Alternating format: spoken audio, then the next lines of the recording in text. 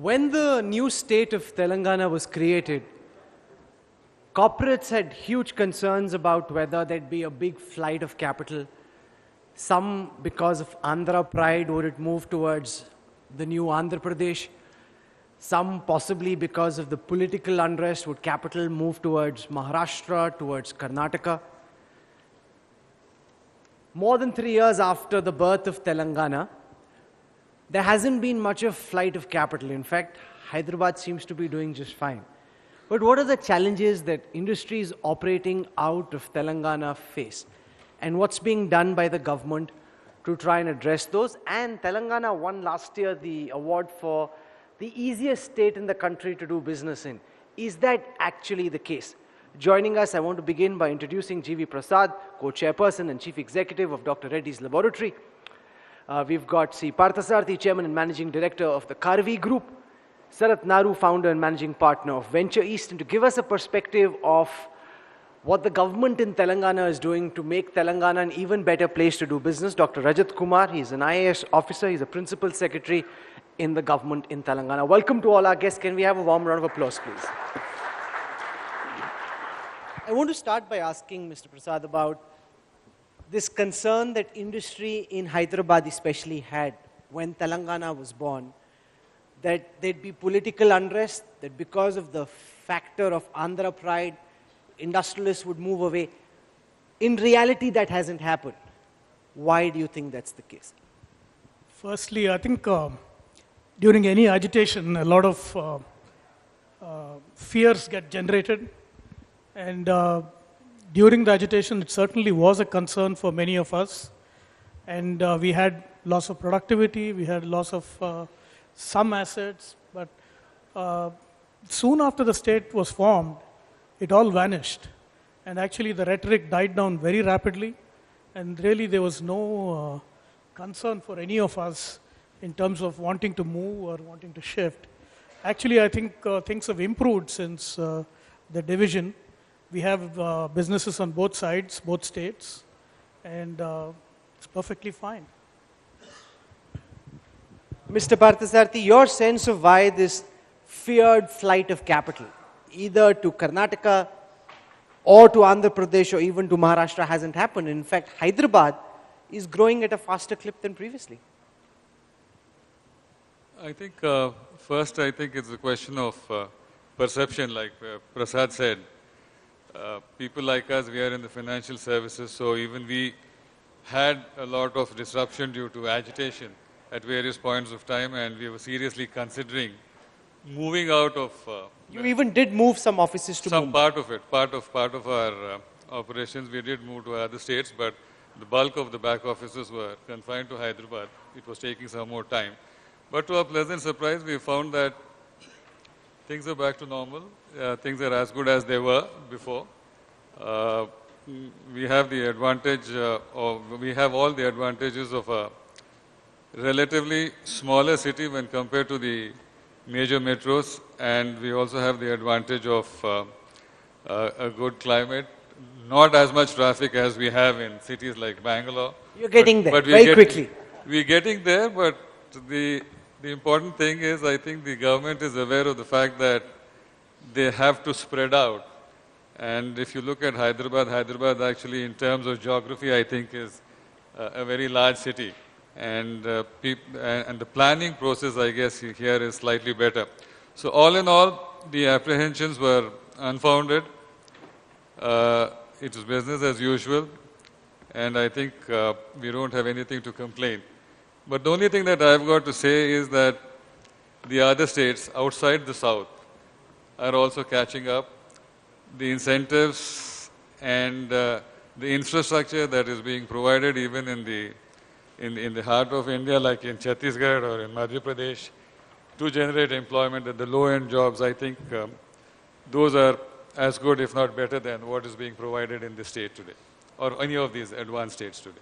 Yes. Sarath Naru, now, geographical location is not as consequential in the startup space, but how do you see Hyderabad as a hub for innovation in startups in comparison with, say, Bengaluru? I think Bengaluru has an unfair advantage. it's going to be difficult to catch up. Having said that, there are What's smart... the unfair advantage? I was going to say pubs, but it is... No, that's very useful for innovation. You can't laugh at that. but I've got to tell you, and of course Partha was saying weather, climate, which is also correct. I've just had a brief diversion. I know every government in Andhra Pradesh and Telangana, I think currently as well, and even other states have always led these delegations to Bangalore to try and see, how to make this a more fun place. Apparently that's one of the big checklist items for any large company to come, and therefore when a large tech company comes to Bangalore, then the startups also come there because the employees of the large tech company leave and then start to do the startups. So that's been the unfair advantage, and that's been building up over many, many, many years. But I think there are smart strategies that can be employed how to pick niches where you can become a big player in terms of attracting startups, building the kind of infrastructure that might need. Let's say biology or life sciences is one oft-quoted segment. We can also think of logistics and specialist businesses in logistics and things like that. So I think there are options for Hyderabad to overtake Bangalore, because I think pub culture, again, we have enough number of micro breweries, if you will, on road number 45 are here. So I think we'll catch up. So that's a note to the India Today team, where we're headed this evening once this gets over. Yes, I don't even know if it's safe any longer to say that, but go on. So that's the that's the immediate reaction. But having said that, and having talked about niche strategies for any smart city to catch up or overtake Bangalore, I think the other thing that where Hyderabad and any state for that matter can make headway in terms of attracting startups is to enable a startup business to grow faster. It's not the ability to simply attract new capital or attract new talent to a startup, but it's also the ability to how do you create growth? Can you get business faster in that particular state? And the importance of why I'm bringing this up now is because some of the hot sectors are going to be, has been education for a long time, education intersecting with technology. Then you have healthcare intersecting with technology. Then, of course, you're going to have agriculture intersecting with technology. And in each of these areas, government plays a big role. So I won't say anything more in terms of how government can we'll help. build on some of these themes. But Dr. Rajat Kumar, one of the fears at the time we saw the shrill rhetoric at the peak of the Telangana campaign was that all this populism would drive business away. Smartly, and soon after the creation of a new Telangana, that rhetoric's gone out of the window. And the same people who were earlier being threatened, whose businesses were being disrupted, who had day after day of strike, was suddenly the government's and the party's new friends. So what has the government done, according to you, as a strategy to ensure that there's no flight of capital? So the thing is that these business decisions are not made, on rhetoric and emotions and all. Essentially, business decisions are done after a lot of due diligence. There are a lot of advantages that my earlier speakers have talked about, the intellectual capital available in the city, the ease of living here, the climate, even the pubs we are catching up with Bangalore if we haven't already exceeded them. All that is already here. And to put paid to the fears that some of the investors in Hyderabad had during the political agitation, the government has also consciously tried to come up with a very progressive policy. First of all, we have this single window system which is called TS iPass. So within that, 15 days clearances are given. We have made conscious investments into creating a startup culture here. T-Hub today happens to be one of the best innovation centers in the country and probably comparable to some of the best in the world. So there has been a lot of conscious effort by the government to promote that. Very vigorously, we have tried to counteract some of the negative image buildup we've had. Our industry minister has been traveling around, all over the country and in the globe, meeting investors, assuring them. Hyderabad has a large number of, research institutions which have been brought into play. We already have, a critical mass of good industries. So I think that the flight of capital thing, it was a passing phase during the political agitation. And as time goes by, people have already forgotten it. If some remnants of that remain, in the next, 1 or 2 years, even that will be gone. So are there two competing impulses at play? On the one side, you've got KTR in Japan at this time trying to very actively solicit investment. On the other side, you've got a state government that is continuously increasing its subsidy burden with various SOPs, incentives, schemes for the poor people, for rural areas. Now that might be great politics, but when it comes to industry, that gets industry in Telangana to have to pay electricity prices, for example, which are 50% higher than neighboring states. You've got industry and you're telling them, come to us, but we'll charge you for electricity 50% more than what other states charge you. Human capacity building actually contributes to industrial growth. One of the fundamental things, if you look at the development of countries across the spectrum, you know, I mean, all of them have passed through this stage of growth. All of them have passed through this stage of moving from primary sectors to secondary and tertiary sectors. More so the secondary, because that has been neglected in India. And as they move towards that, is a great need to create, like, you know, an underlying socially stable systems. So these subsidies, I don't think they are just like politically motivated. They're probably very good policy too. Having said that, I mean, even subsidies cannot be sustained unless wealth is created, right? So we're following a two-pronged attack. We are subsidizing, we are creating a good base, and we are also trying to bring investors in and create a culture of wealth here, create a culture of manufacturing, create a culture of innovation here. Mr. Prasad, let me just switch the question and the geography for a moment. On the one side, there's the challenge in Telangana to keep industry here to ensure that industrialists continue to invest in the Hyderabad story, in the Telangana story. On the other side, neighboring Chief Minister Chandrababu Naidu is trying to develop his own state and trying to appeal to Reddy pride, saying, come and invest here. So do you see that leading to industrialists who are originally operating out of Hyderabad maintain status quo on their current investments and increasingly invest more and more in the Andhra story? One good thing is that both CMs are rolling the carpet out for industry. Industry has good respectability, and there is a feeling that business is a force for good, for development. So that's something both states are doing very well. So Hyderabad has a natural advantage. It's a city we all lived in for decades. We've strong established institutions, educational institutions, manpower, quality of life, and everything else. Andhra, Vizag is certainly a good destination. We have operations, and industrially, Vizag is growing very, very rapidly. But I'm not sure about the new capital region. I'm not sure, personally, I would like to go and live there.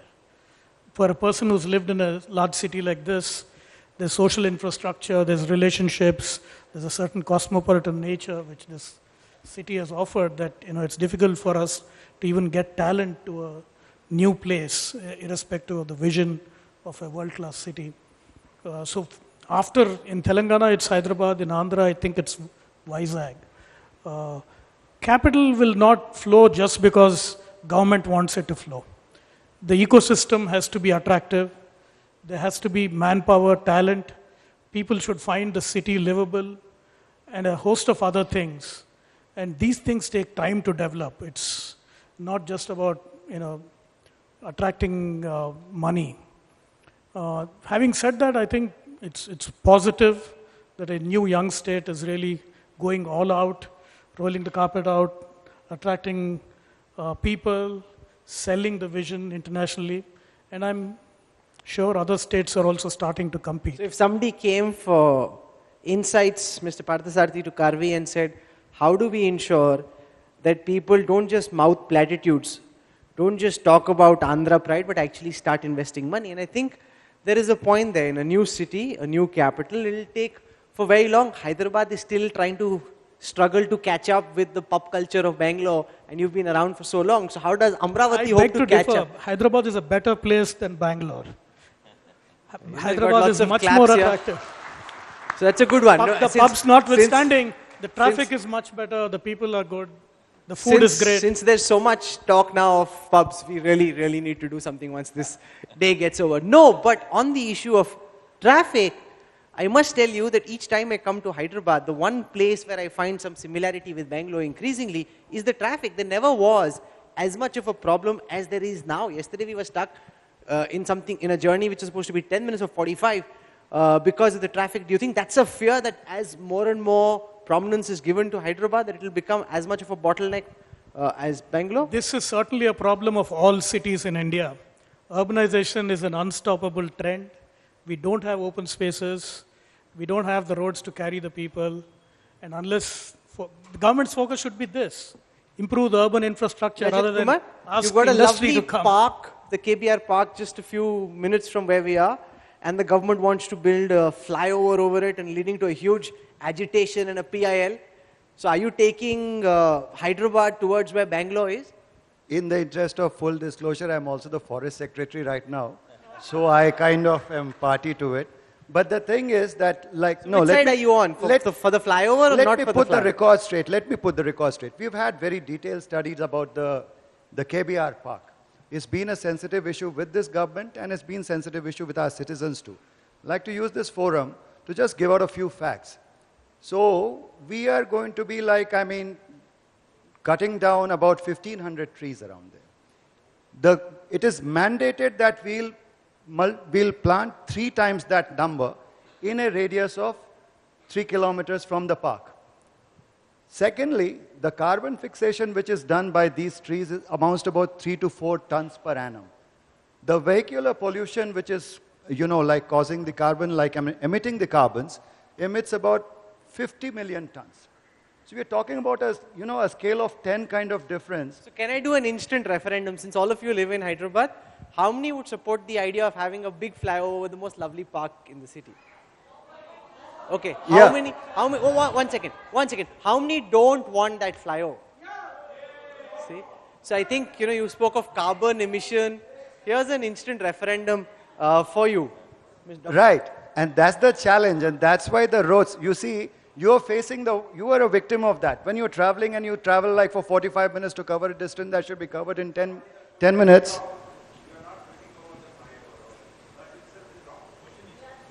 Yes, go on. So, the thing is that these challenges in urbanization and challenges in improving the urban transport are very real. And they deal with human issues, they deal with emotional connect with the thing.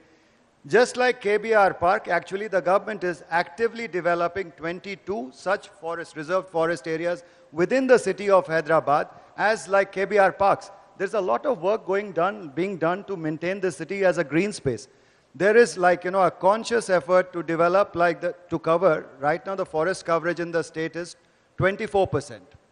There's a mega campaign going on, Harita Haram program, under which we are trying to cover, expand this coverage to 33%. In the last 3 years, with all the challenges, failed monsoons, bureaucratic, procedural hurdles and stuff like that, we have managed to plant something like 110 crore plants in the last 3 years. This is like a phenomenal achievement. These are challenges which are spread across the country. Okay. Mr. Parthasarathy, Telangana won recently the award for being the state where it's easiest to do business. You've got operations in multiple cities. Is this actually the state where it's easiest to do business? It's a difficult question to answer, but I think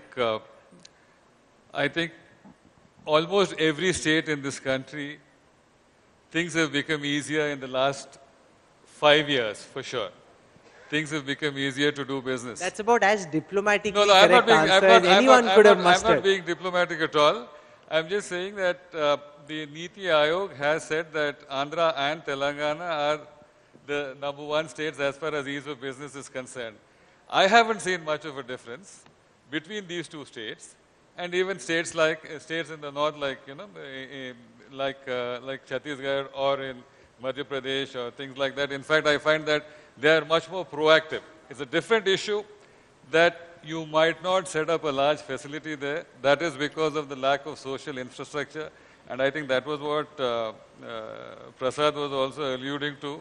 It's not just the question of providing facilities there. It's the question of it should be a livable place. And I think that's going to be a big challenge as far as Andhra is concerned. It's going to take them some time because you have to build social infrastructure. Fortunately for Hyderabad, it has a history of being a very cosmopolitan city because the Nizam, who was the erstwhile ruler of this state, had encouraged people from all over the country. And I think the Chief Minister made reference to that when he was talking. And the same is the case with the Mysore Maharaja.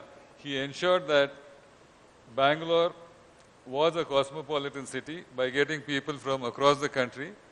And I think those were the initial steps of setting up creating this social infrastructure, which is not available probably in Amravati. Like Vizag you have already because you have a huge naval presence and you also have a lot of public sector institutions. So ease of business anywhere in India has become better. Ease of doing business has become better. Today, you actually find a lot of these politicians, especially the young guys, who run around and market themselves as much as my sales and marketing guys would do. They're prepared to wait outside offices. They're prepared to sometimes promise more than they can deliver. But things have changed in the entire ecosystem, the political ecosystem in this country. Ease of business, yes, today you're in the front as far as Telangana is concerned, but it's going to take them a lot of effort to stay there. Mr. Prasad, do you see that jump in ease of doing business? Do you see Telangana as being the easiest state in the country to do business in? See, I think we overrate government's role in private sector. There is a role for government to keep the playing field level. There's a role for government to regulate. And those are things which every government has to do and will do. As far as running business is concerned, it's very little difference whether the government can really make things different for them or not, as long as there's no interference or negative influence. It's more important for entrepreneurs who start up something or are doing business with the government, and I certainly think both the governments have really focused on the startup culture, creating hubs for startups, providing them co-working spaces, encouraging them, and also bringing educational institutions and research institutions and the incubators together. So those are things which will make a difference in terms of new businesses and business for growth. For mature businesses like us, it's not going to make a huge difference. Naru, there's a lot of focus on bringing the Microsofts and the Apples of the world to Hyderabad. What do you believe should be done by the government of the state to build your own Microsofts and Apple? Did you say build their own Microsoft campus? I didn't follow. Saying to help create the infrastructure and the ecosystem, which will lead to Indians creating these enterprises themselves. Yes, of course. I mean, so what we're trying to balance, at least I think what the government is trying to do to balance this whole thing about immediate growth versus slightly longer term growth, that's why you're bringing the more mature companies on board first, such as the Microsofts and the Googles and the Amazons. And then also the startups also are being funded through the incubators such as the T-Hub and what have you. And we also are there from the private sector to fund these companies once they become slightly larger. So both are going parallelly. It's not one or the other. No. So Dr. Rajat Kumar, can you give us a sense of how important do you believe the startup hub is, and how much do you see a role the startup hub playing in trying to create the ecosystem of the kind that Bengaluru has? Oh, it goes a long way. Beyond just the facilities that we provide, it's also symbolic. It's a commitment to the culture. The government is willing to come out. The facilities themselves are phenomenal, but probably they will not be able to accommodate everybody. It will have to be scaled out a lot. It's a prototype. So we'll have to multiply it up and scale it out and things like that. But it's a very good beginning. And I think much more than that, it shows how encouraging we are towards that. As Mr. Prasad was saying, government has a role. It can only do so much. If it does it well, very good. If it doesn't do it well, it holds back for some time. But there's a people at large kind of a thing also that's going on. India itself is moving forward on that innovation thing soon. And another thing, if you permit me, Microsofts and the other big players did not grow up overnight. There was a deep system of education, capital resources, Nobel laureates working on the back end somewhere. These kind of things, it takes time to build up. It takes a lot of time to build up. Can I just add, I think one of the big things is the power of entrepreneurship and the power of ideas. If they both can come together and we create an atmosphere for that, that's how businesses will grow. China, if you see, the way they're bringing in their expats from the US, creating entrepreneurial opportunities for them, supporting them with funding, and of course the big push on intellectual capital. You're seeing these billions of large companies like Alibaba, the autonomous cars, artificial intelligence. They're racing ahead.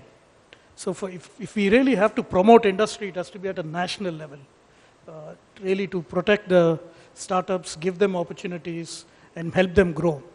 In many ways, China has protected their Alibabas from the Googles, from the Amazons. And you can see that they've created really large, world-class, global-scale companies within 10 years. So are you seeking protection then? In some ways, I think technology has to be nurtured. In every country battles for their companies. Does our country do it? Do they really help these companies reach the scale, reach the critical mass in some way? Government spends a lot of money. They can spend it within the Indian companies. Since this is the first time I'm hearing of this since almost the Bombay Club days of soon after liberalization, Mr. Parthasarathy, do you think central governments and state governments should provide some kind of protection to Indian industry to help them become the Alibabas? I didn't mean protection in a protectionist way, No. but some way of helping them grow, right? Not protectionism. That's not what I meant. I think Not so. the Bombay Club. I think there is no need for any protectionism. I think the entire business developmental ecosystem in India has to change. If we have to do something original where we add value. We have been doing the back office jobs, like even guys like us. We've been doing that. We've got to now start looking at innovating and doing something which is going to be different. For long, governments and economies, especially in developed countries, have been evaluating employment with growth. I think those are a thing of the past. Today, what you've got to look at is what is the quality of service that you're rendering or what is the quality of product. So there has to be some kind of an incentivization for innovation and for development of the new products or new services which could revolutionize this country as it happens elsewhere in the world. It's not protectionism, but definitely yes, the people who are trading away from the beaten path, they should be incentivized in some manner. So, incentivize innovation is what you're asking for, Sarath Naru. Is that one way of trying to build an Alibaba or a Weibo? But the difference also is that there, especially because of the language context, a lot of what was created was not immediately replicable. Whereas in India, an Amazon can come straight in, just modify their website and start selling.